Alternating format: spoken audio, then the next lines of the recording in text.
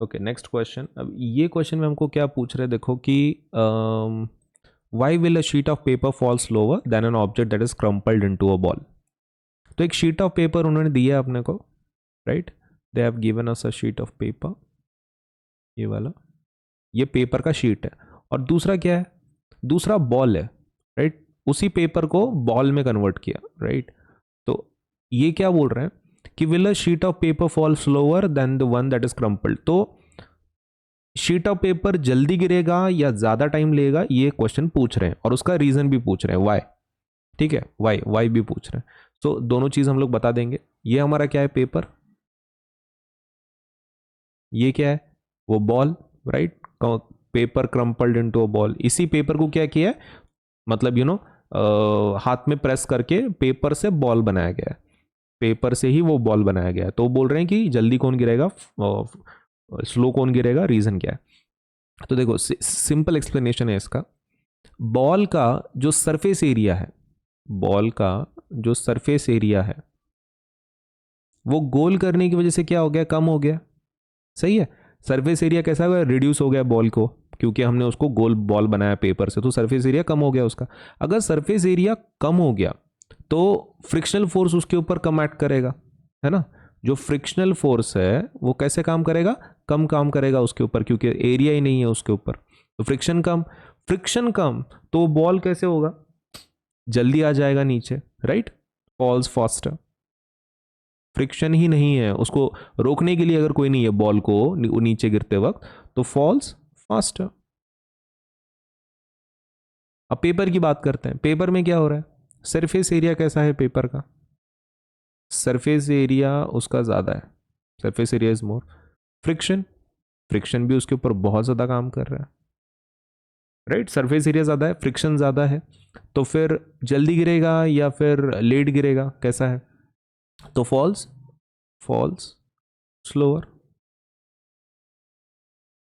सही है। तो सरफेस एरिया ज़्यादा है उसका, तो फ्रिक्शनल फोर्स ज़्यादा होगा, तो गिरने का उसका जो ये है पेस है वो स्लो हो जाएगा। तो यही रीज़न है, बस आपको एक्सप्लेनेशन के फॉर्म में लिखना है।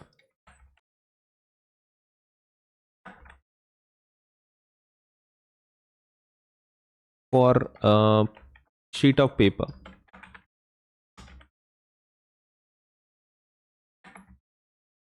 Okay, for sheet of paper क्या लिखेंगे, for sheet of paper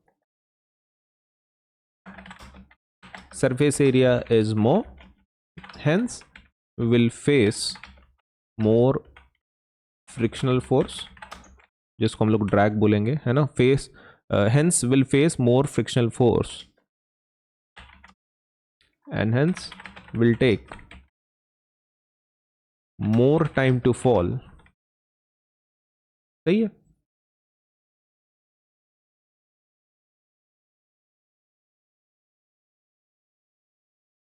speed decreases, एक और एक पॉइंट ऐड कर लेते हैं। For sheet of paper surface area is more, hence will face more frictional force drag, its speed decreases and hence will take more time to fall।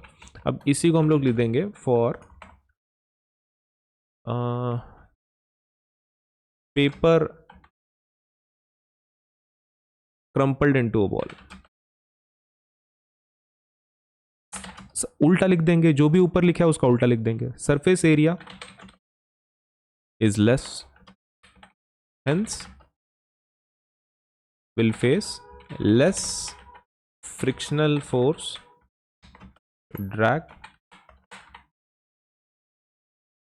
its speed increases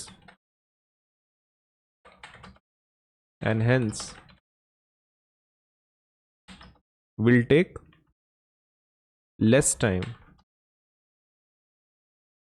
to fall। बस आपको बस इतना लिखना है कि भाई उल्टा कर देना है, जो भी शीट ऑफ पेपर का आपने बोला था सेम। तो लॉजिक के साथ एक्सप्लेन किया है, ये जो ड्राइंग के साथ आपको एक्सप्लेन किया है वो आपको एग्जाम में लिखने की ज़रूरत नहीं है। आप बस ये जो राइट हैंड साइड में जो डेटा लिखा है आप उतना भी लिख दिए एग्जाम में, it is more than sufficient.